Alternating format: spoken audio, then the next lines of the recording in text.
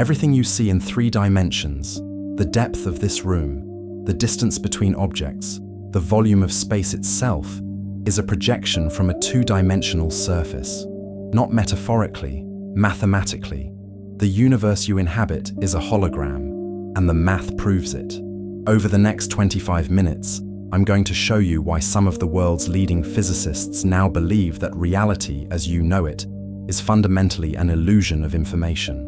Quick note before we dive in: if you want more content that challenges how you see reality using actual science, hit subscribe. These deep dives take weeks to research.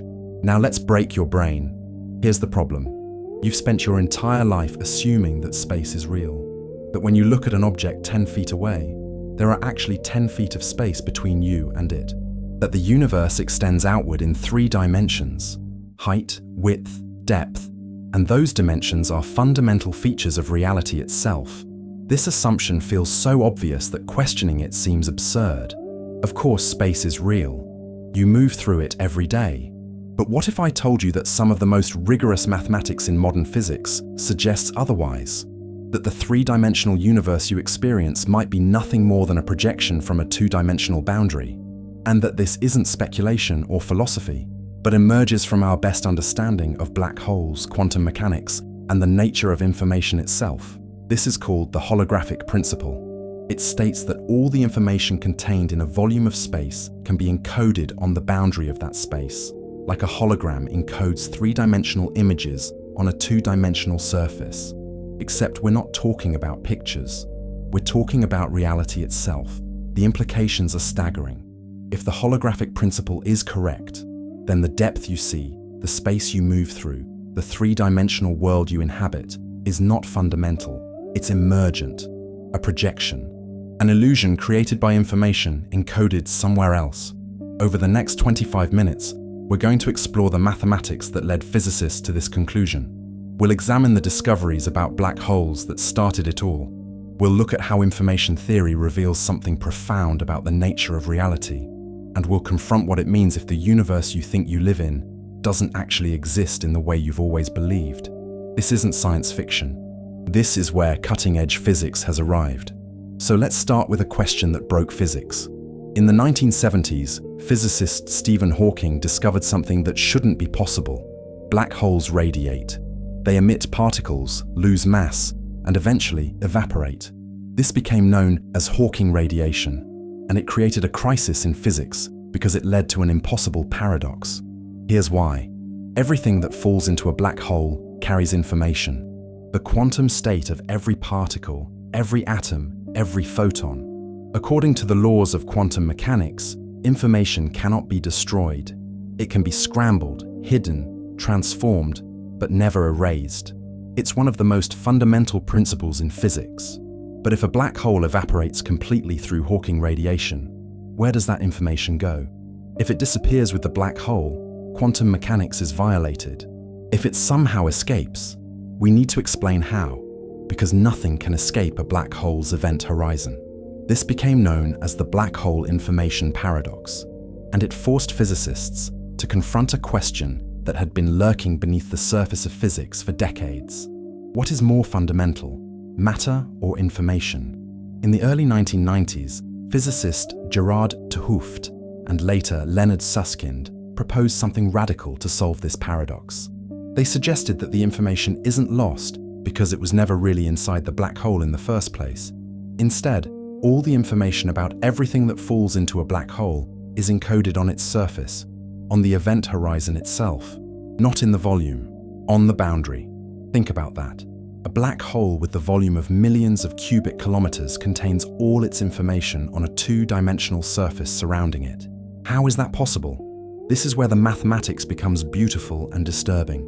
't Hooft and Susskind showed that the maximum amount of information that can be contained in any region of space is proportional not to its volume, but to its surface area. This comes directly from studying black hole entropy, specifically the Bekenstein-Hawking entropy formula.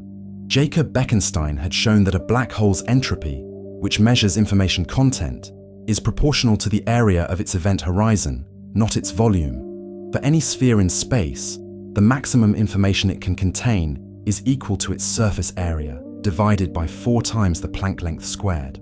The Planck length is the smallest possible unit of distance in physics, about 10 to the negative 35 meters.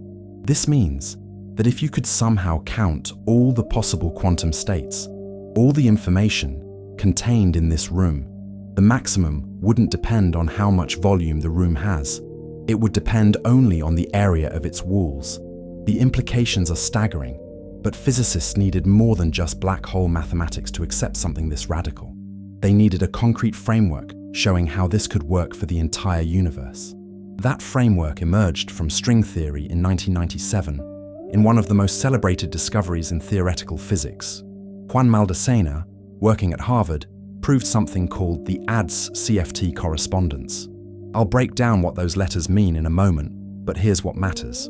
Maldacena showed mathematically that a gravitational theory in a 3-dimensional space with a negative curvature, called anti-de Sitter space, is completely equivalent to a quantum field theory on the 2-dimensional boundary of that space.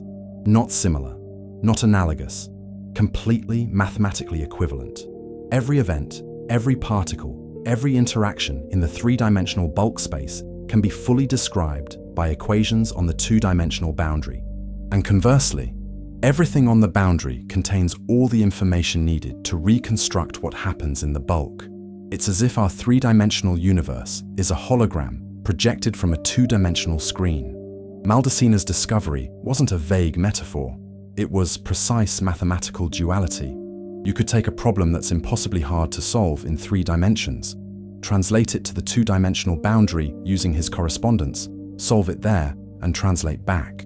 Physicists did exactly that and found perfect agreement. This is not speculation. This is verified mathematics that works. Now, here's what makes this deeply unsettling. If a 3-dimensional universe can be completely encoded in 2 dimensions with 0 information loss, what does that say about dimension itself? It suggests that dimension isn't fundamental. That what you experience as depth, as 3-dimensional space, might be an emergent property of how information is organized on a lower dimensional surface.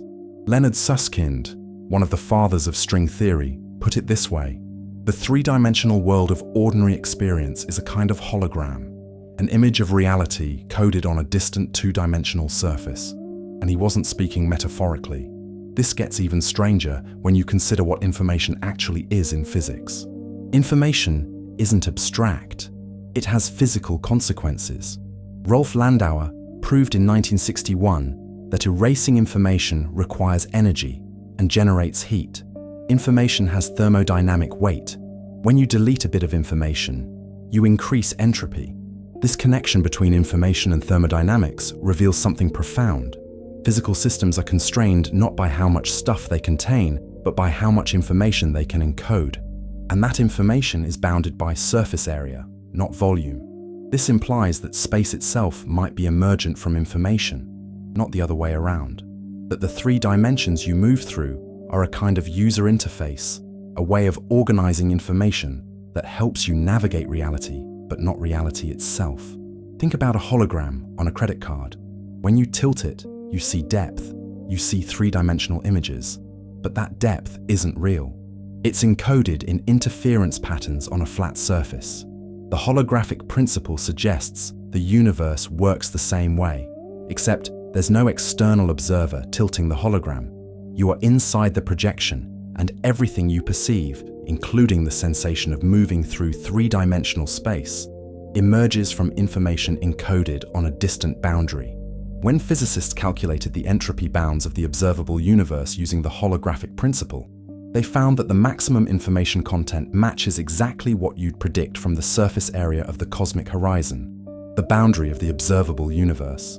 Not the volume of space within it, the surface.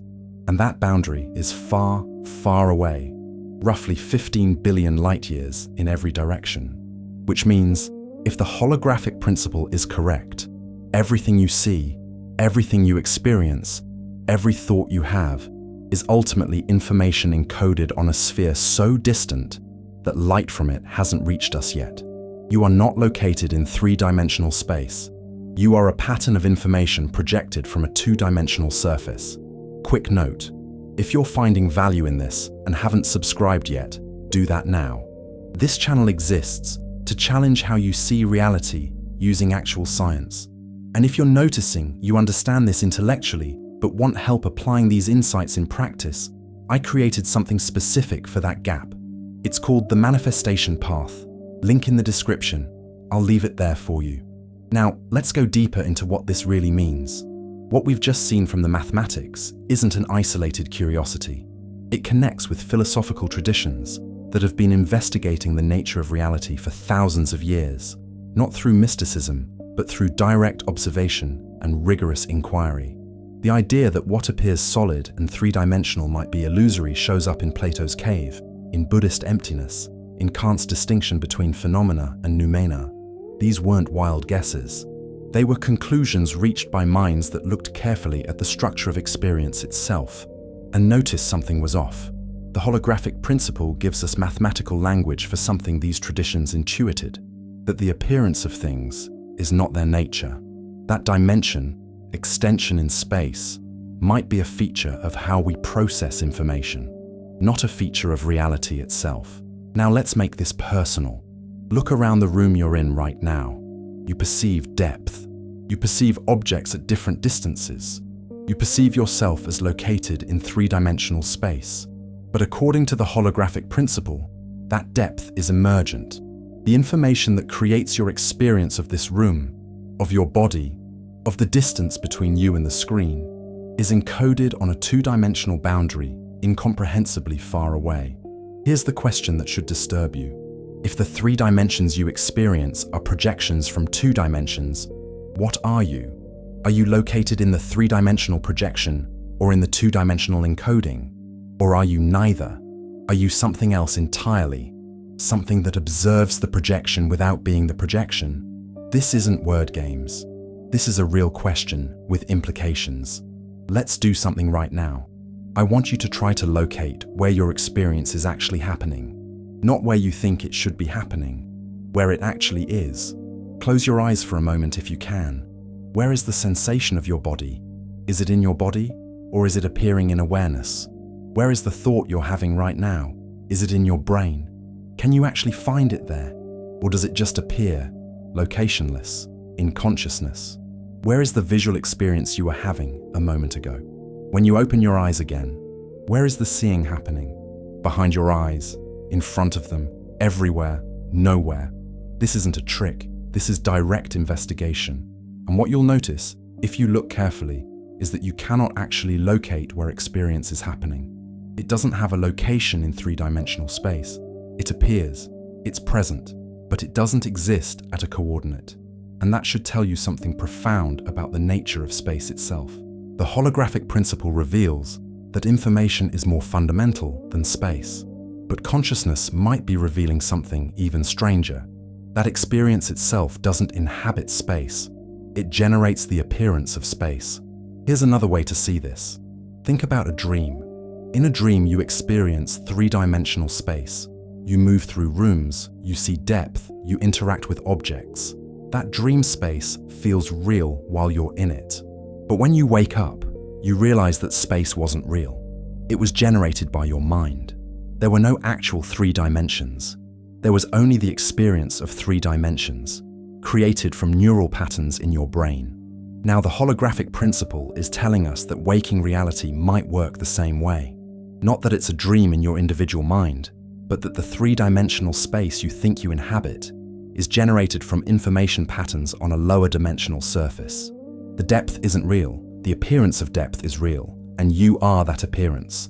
This connects to something physicists like Donald Hoffman have been exploring. Hoffman argues that evolution didn't shape our perceptions to show us reality as it is. It shaped them to show us a user interface, a simplified representation that helps us survive. His research using evolutionary game theory shows that organisms that perceive reality accurately are outcompeted by organisms that perceive useful fictions. In other words, seeing the truth is a disadvantage. It's better to see a simplified model that helps you find food, avoid danger, and reproduce. The three-dimensional space you perceive might be exactly that, a user interface. The holographic principle is telling us that the actual structure of reality, the information layer, is two-dimensional. but you perceive 3 dimensions because that's a more useful way to organize information for a biological organism. Space is your desktop, but the actual computer, the actual processing, is happening somewhere else entirely. Now let's go even further. If space is emergent from information, what about time? This is where things get truly destabilizing. Physicists have known since Einstein that space and time are not separate. They're woven together into space-time. If space is emergent from information, then time might be as well. Carlo Rovelli, one of the founders of loop quantum gravity, has shown that time might not exist at the fundamental level of reality. That duration, sequence, past and future might all be emergent properties that appear in the projection, but don't exist in the encoding. This means the feeling you have of moving through time, of existing in a present moment that's constantly becoming past, might be an illusion generated by how information is organized. At the fundamental level, there might be no time, just information in a timeless configuration, and consciousness reading that information in a way that generates the experience of temporal flow. Here's what this implies about you specifically. If space is a projection and time is emergent, then the you that exists in this moment, in this location, isn't fundamental. You're an appearance in the projection. But what is appearing? What is the information that's being projected as you? And this brings us back to consciousness, because consciousness is the one thing that doesn't fit neatly into the holographic framework. Information can be encoded, space can be emergent, but experience itself, the fact that there is something it is like to be you, that doesn't emerge from mathematics. It's categorically different. David Chalmers calls this the hard problem of consciousness. You can explain neural correlates, information processing, behavior, but you can't explain why there is experience at all. And if the holographic principle is correct, if the universe is fundamentally informational, then consciousness might not be something the universe produces. It might be something the universe is, not in a mystical sense, in a structural sense. If reality is information being observed, then perhaps observation itself, awareness itself, is as fundamental as the information. Perhaps the projection exists because there is something to perceive the projection. Perhaps you are not in the hologram. Perhaps you are what the hologram is appearing to. Let's bring this together. We started with black holes and information. We discovered that the maximum information in any region is bounded by its surface area, not its volume. We saw that Maldacena proved mathematically that a 3-dimensional universe can be completely encoded in 2 dimensions. We recognized that this isn't metaphor, but precise duality verified by calculation. And then we looked at what this means for you, for space, for time, for consciousness itself. Here's the synthesis. The universe is not what you think it is. The 3-dimensional space you move through is not fundamental reality. It's a projection, an emergent structure that arises from information encoded on a 2-dimensional boundary. Dimension itself is not primary. Information is primary. And information requires something else. It requires structure, pattern, organization. Information is the difference between possible states. It's relational. It's not a thing. It's the relationship between things. And if the universe is fundamentally informational, then the universe is fundamentally relational. It doesn't exist as substance. It exists as structure, as pattern, as organized information. This has a name in philosophy. It's called structural realism. The idea that what's real is not objects with properties, but relationships and patterns. The holographic principle is the mathematical formalization of this insight. Now here's where it gets truly mind-bending. If you are a pattern of information projected from a 2-dimensional surface, then what you call yourself, your identity, your sense of being a thing located in space, is part of the projection. It's appearance, not essence. But you know you exist. You have direct, immediate certainty of your own experience. Descartes was right about that. Consciousness is the one thing you cannot doubt.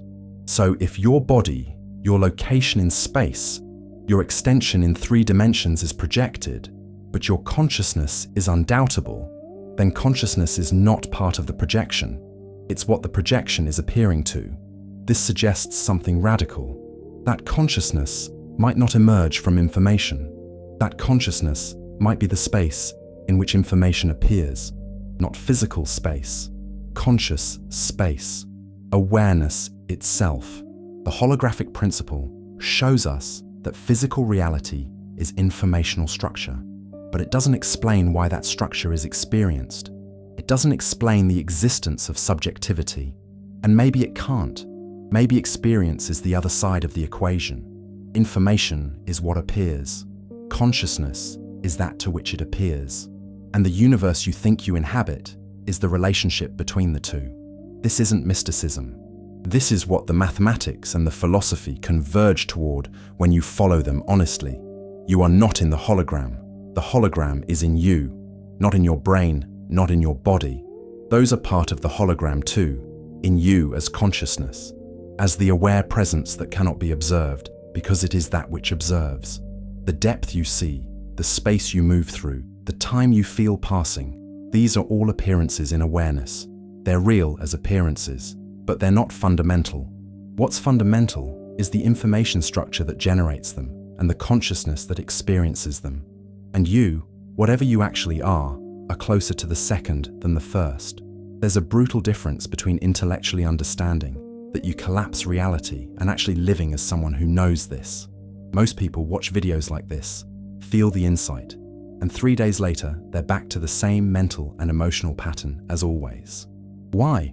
Because knowledge without embodiment changes nothing. That's exactly the gap that led me to create the manifestation path. It's not a course, it's a structured process of identity reprogramming through 3 progressive workbooks and 28 days of guided daily practice. You'll identify and dismantle the autopilot, map who you are versus who you're becoming, and practice every day until the new identity is no longer effort, but naturalness. Neuroscience plus consciousness plus coherent action. It's not temporary motivation, it's structural change. Link in the description if you want the next insight to actually change how you exist. Here are 2 practices you can do with this. First, a thought experiment. For the next week, whenever you perceive depth, whenever you see distance between objects, pause and recognize that what you're seeing is a projection from information. Don't try to see the information. Just notice that the depth isn't where you think it is. Let that recognition destabilize your certainty about space. Second, direct observation. Multiple times today, try to locate where your experience is actually happening. Not conceptually. Actually look. Where is seeing occurring?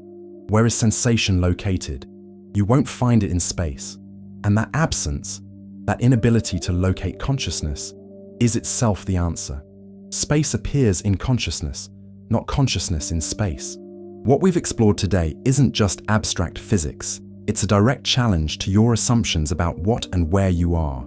The holographic principle reveals that reality is far stranger than the solid, 3-dimensional world you've always believed in. Information is more fundamental than substance. Structure is more real than stuff.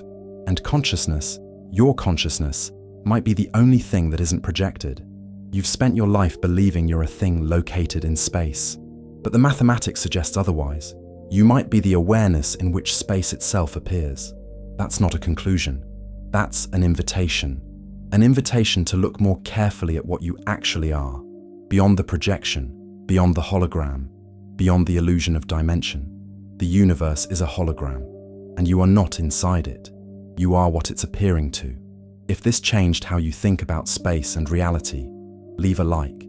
It helps more people question what they think they know. And drop a comment. Tell me this, after learning about the holographic principle, does it change how you experience depth right now? Does space feel different? I'm genuinely curious what happens when this knowledge meets direct perception.